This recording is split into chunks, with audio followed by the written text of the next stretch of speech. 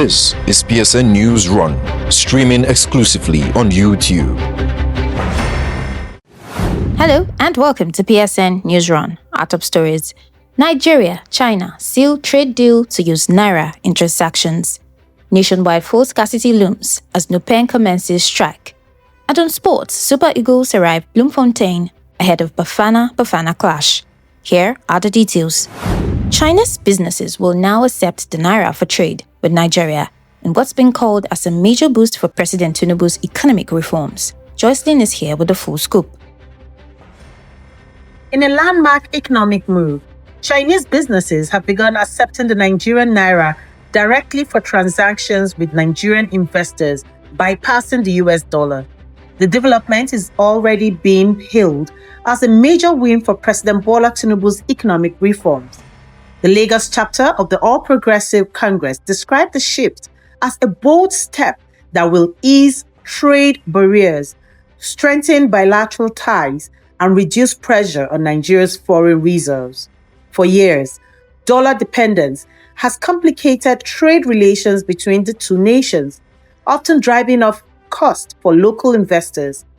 Experts say the direct Naira-Yuan arrangement will not only encourage smoother trade, but also support the government's broader push for currency stability.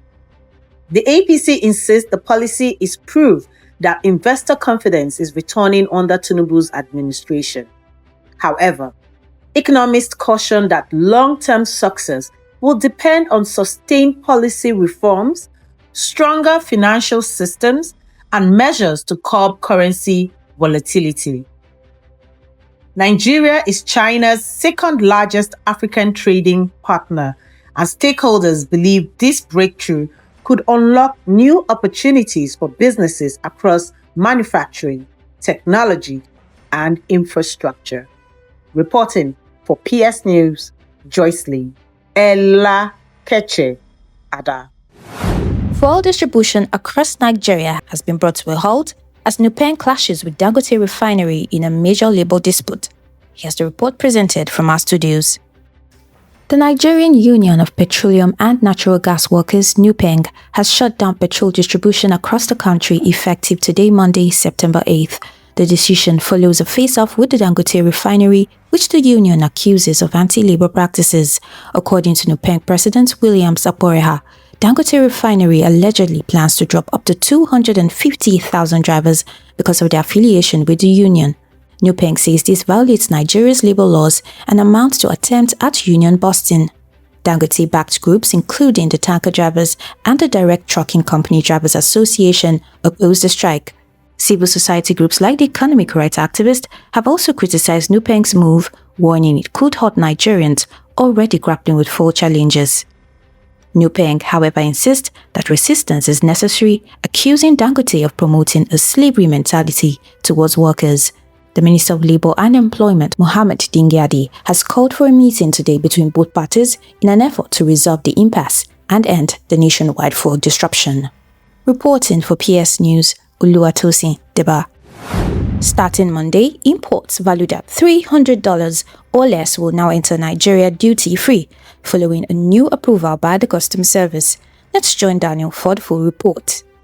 The Nigeria's Customs Service Board has approved a new de minimis threshold of $3,000 for imports, meaning goods valued at $3,000 or less will no longer attract custom duties or taxes. The policy takes effect from Monday, September 8, 2025. The move is designed to simplify clearance processes for low-value goods, supports e-commerce, and ease travel for passengers. It also aligns with international standards such as World Trade Organization, Trade Facilitation Agreement, and World Customs Organization, Kyoto Convention. The threshold applies to low-value imports, e-commerce consignments, and passenger baggage. Limited to 4 imports per year per individual. Items must not be prohibited or restricted under Nigerian law. Eligible consignments qualify for immediate clearance without additional documentation. Customs cautioned that manipulating invoices or evading duties will attract penalties, including forfeiture, arrest, sanction under the Nigerian Customs Service Act 2023. The NCS will roll out multiple shared help desks to guide stakeholders, provide compliance support, and resolve complaints. Authorities say the policy will boost cross-border e-commerce, reduce clearance delays, and strengthen Nigeria's position as a regional trade hub. Reporting for PS News, Daniel Kejeme. Doctors in the FCT have begun a 7-day warning strike, pressing for better welfare and working conditions, raising fresh concerns over healthcare access in the capital. Marianne takes it from here. Resident doctors in the Federal Capital Territory have embarked on a 7-day warning strike, beginning today, over what they described as an unsolved welfare concern. The doctors, under the umbrella of Association of Resident Doctors FATEC chapter, says the industrial action was triggered by delayed implementation of agreements reached with government authorities, including unpaid allowances and poor working conditions in hospitals across the territory. According to the union, repeated appeals to the FCT administration for interventions have been ignored, leaving doctors with no choice but to down tools. They also warned that the strike could escalate into a nationwide action if their demands remain unmet. The development is expected to disrupt healthcare services in major hospitals in Abuja, raising fears among patients who rely heavily on government facilities for treatments.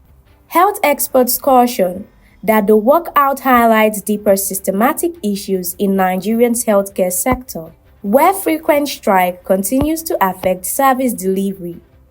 The federal government is yet to issue an official response. Marianne Awiya, PS News. Russia is making bold claims in medical science with the unveiling of a new mRNA cancer vaccine hailed as a potential breakthrough, but still awaiting human trials. Let's hear Marianne on details. Russia has announced the development of a new mRNA-based cancer vaccine, claiming it could be a game-changer in the fight against cancer. Officials say the vaccine, developed by a Russian scientist, has successfully passed preclinical trials and is now preparing for phase 1 human testing later this year. The vaccine is designed not to prevent cancer, but to treat existing cases by training the immune system to attack tumors. Russian authorities have stated that once approved, the therapy will be available free of charge to citizens, with the government covering the cost of each personalized dose. Preclinical test shows the vaccine could suppress tumor growth and reduce metastases in lab studies. Clinical trials are expected to begin in late 2025, pending regulatory approval. The project is part of a wider push into personalized medicine, where vaccines are tailored to an individual patient's cancer profile. Experts caution that until human trial data is published, claims of effectiveness remain unproven. Independent researchers and fact-checkers stress that global medical consensus will depend on peer-reviewed results. If successful, however, the vaccine could position Russia at the forefront of the next generation of cancer treatments. Marianne Awiya, PS News. A possible turning point in the Gaza war, Hamas, once defiant, now signals readiness to negotiate on the US-mediated ceasefire plan. Let's join Joycelyn on this report. Israel's war in Gaza entered a new phase after weeks of ultimatums and escalating strikes, just days after Israel threatened a mighty hurricane of attacks unless Hamas surrendered, disarmed, and released hostages. The militant group has made a surprising shift. Hamas announced on Sunday that it is willing to enter negotiations under a new US-mediated ceasefire proposal. The plan, transmitted through American intermediaries, includes a ceasefire, prisoner exchange, and eventual Israeli withdrawal from Gaza. Hamas said it is immediately ready to sit at the negotiating table, a sharp turn from its earlier rejection of any ultimatum. The development comes against a backdrop of catastrophic human loss. Local authorities in Gaza say more than 63,000 Palestinians have been killed, with entire neighborhoods flattened and shelters repeatedly struck despite evacuation warnings. International outrage has swelled.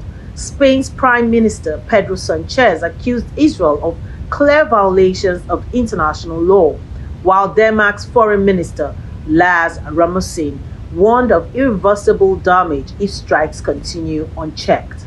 In Washington, President Donald Trump called the U.S. initiative Hamas' last warning, claiming Israel has accepted the framework.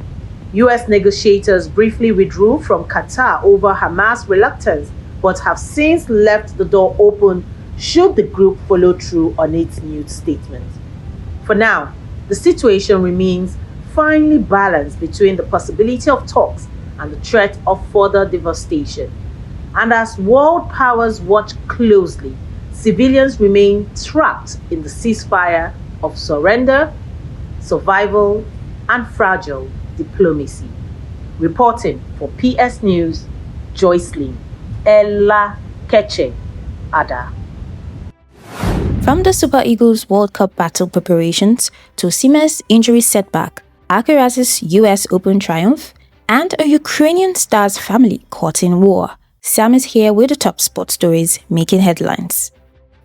Nigeria Super Eagles touched down in Bloemfontein, South Africa on Sunday evening ahead of Tuesday's decisive World Cup qualifier against the Bafana. The team was warmly welcomed by Nigeria's High Commissioner Tope Ajayi, Presidential Aide Adeyinka Adeboye, and a lively crowd of Nigerians in South Africa who celebrated with music and dance. The Eagles arrived aboard a chartered ValueJet flight that made a brief stop in Angola before landing at 6:25 p.m. local time. Meanwhile, the Super Eagles will be without star striker Victor Osimhen for their must-win clash against South Africa.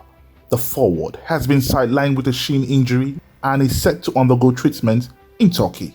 Team doctors confirm he is unfit for the Tuesday's encounter, a major setback for fans who had banked on his firepower. With both teams chasing vital points, Nigeria will have to dig deep in Bloemfontein's freezing condition to cope with Osimhen's absence.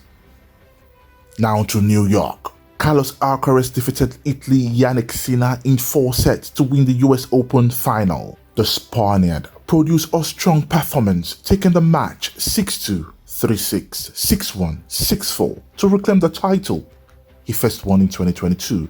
Despite a brief delay caused by tightened security for US President Donald Trump's attendance, Alcaraz stayed composed to claim his 6th Grand Slam, becoming the second youngest man in history to reach that tally.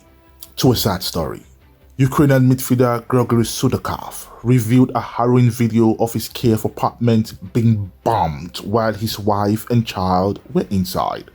Sudakov, currently on loan at Benfica from Shakhtar Donetsk, is safe in Portugal, but his family remains in the war-hit Ukrainian capital. The incident highlights the continuing toll of Russia's invasion, which has left players and their loved ones exposed to the conflict's devastating realities. This is Samuel Akban for PS News. And that's our package on today's News Run. I am Oluwatosin Deba. Good evening. You just watched PSN Newsrun, streaming exclusively on YouTube. This is your trusted voice for news that matters. Subscribe, like, share, and stay informed.